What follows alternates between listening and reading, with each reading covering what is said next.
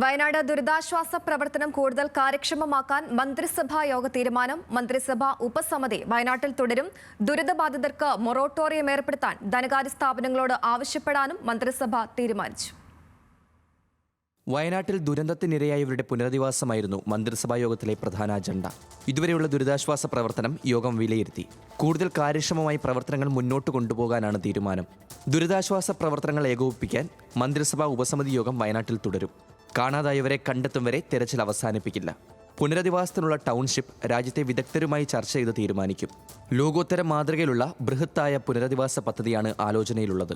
താൽക്കാലികമായി പുനരധിവാസത്തിനായി ക്യാമ്പിൽ കഴിയുന്നവർക്ക് ഉടൻ വാടക വീടുകൾ കണ്ടെത്തും. അതേസമയം ദുരിതബാധിതർക്ക് മൊറട്ടോറിയം ഏർപ്പെടുത്താൻ ധനകാര്യ സ്ഥാപനങ്ങളോട് ആവശ്യപ്പെടാനും യോഗത്തിൽ തീരുമാനമായി. തിരിച്ചടവിനായി ഭീഷണിപ്പെടുത്തിയാൽ സർക്കാർ തലത്തിൽ കർശന നടപടിയെടുക്കാനും മന്ത്രിസഭായോഗം തീരുമാനിച്ചു. ന്യൂസ് മലയാളം, തിരുവനന്തപുരം.